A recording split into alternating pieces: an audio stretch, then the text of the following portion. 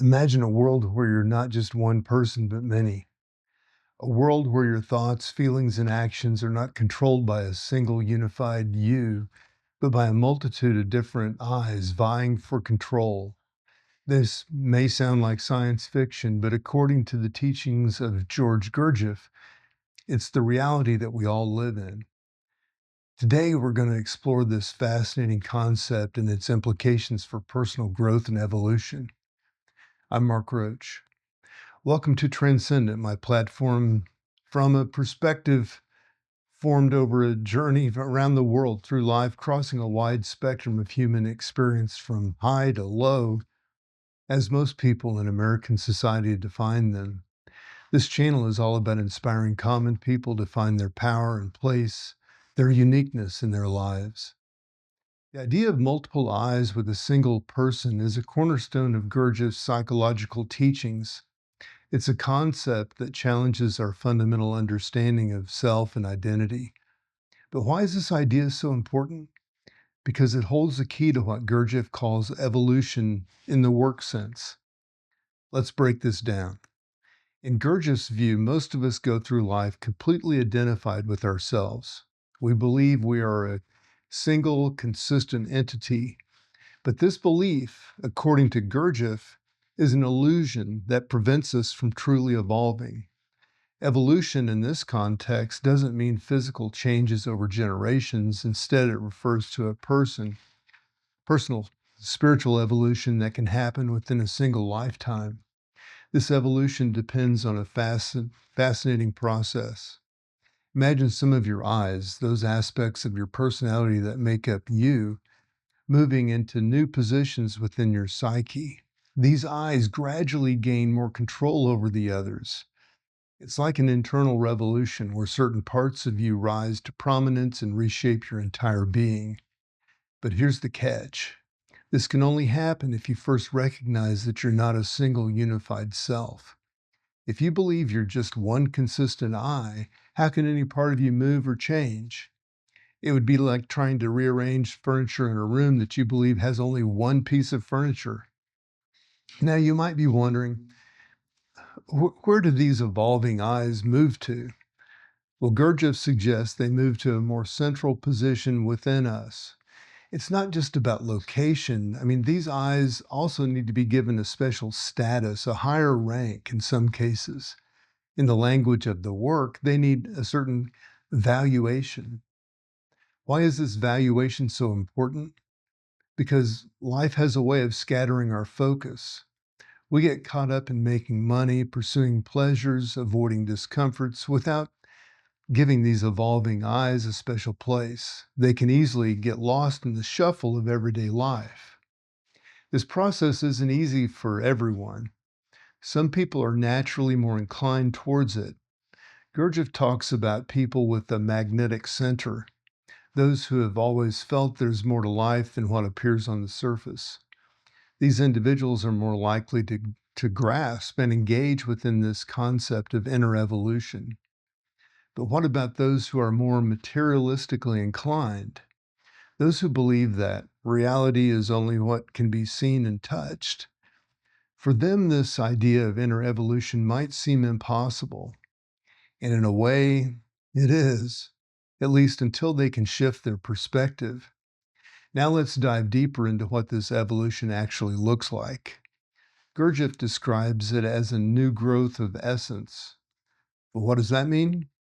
Well, to understand this, we need to grasp the distinction between essence and personality. Imagine your psyche as an onion. The outer layers, everything you've learned and acquired throughout your life. That's your personality.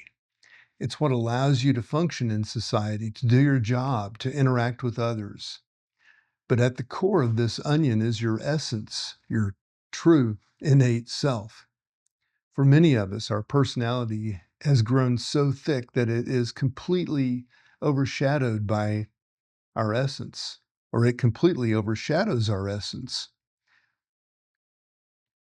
We become, in Gurdjieff's words, dead. We may appear highly organized or have a strong personality, but inside, where it really counts, We're disconnected from our true selves. This is where the concept of evolution comes in. True evolution, according to Gurdjieff, isn't about developing your personality further. It's about growing your essence, allowing that inner core to flourish and gradually take a more active role in your life. This journey from a state where personality is active and essence is passive is the heart of Gurdjieff's teaching on evolution. It's a long, challenging journey, and it's not something you can fully grasp right away, but understanding this concept can be incredibly useful, especially in moments of inner struggle. So how does one go about growing their essence? Well, the key aspect is sincerity. Gurdjieff emphasizes that essence cannot grow from anything false. This means utterly honest, being honest with yourself, which can be more challenging than it sounds. Think about it. How often do we do things for reasons that we don't fully acknowledge, even to ourselves? We might donate to charity, to appear generous, or follow laws simply out of fear of punishment.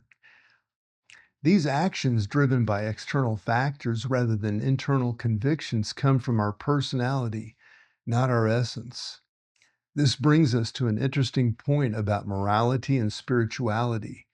Gurdjieff suggests that when a person is bound only by external restraints, their concept of God, if they have one, is likely to be based on fear and violence. It's only as our internal essential self develops that our understanding of the divine shifts towards something more positive, perhaps based on affection, interest, or value. This shift from external to internal motivation is crucial. When we can do something out of fear consequences, or when we do something out of the consequences related to fear, we're acting under compulsion. But when we act from our essence, from our true selves, we're taking a step towards genuine evolution. What does it mean to be bound by something internal? It means having a center of gravity within yourself, maintaining a certain integrity regardless of external circumstances. It means not completely altering your conduct when external restraints are removed. When you've seen the truth of something for yourself and you feel it emotionally, you're no longer acting from your internal or external personality, but from a deeper inner place. This internal binding also affects how we view the world. Many people form their impressions of life based solely on what happens to them. They become cynical or lose hope easily when things don't go their way. But the work teaches a different perspective, that everything in life simply happens, that life is a big factory used for cosmic reasons. When a person begins to see and understand this for themselves, they start to grow internally. Let's take an example of negative emotions. Society teaches us to control our negative emotions, at least in public. But many people will fully express these emotions once social restraints are removed. However, if we've truly internalized the work's teachings about negative emotions, we'll approach them differently. We'll work on them not because of external pressure, but because we understand their harmful nature. Now let's compare Gurdjieff's idea of evolution with the modern scientific understanding. Both acknowledge that evolution exists, but there's a crucial difference. Gurdjieff argues that mechanical evolution, the kind described by Darwin, only exists within already created types. Yes, animals can adapt to their environment over generations, and humans can selectively breed animals for desired traits.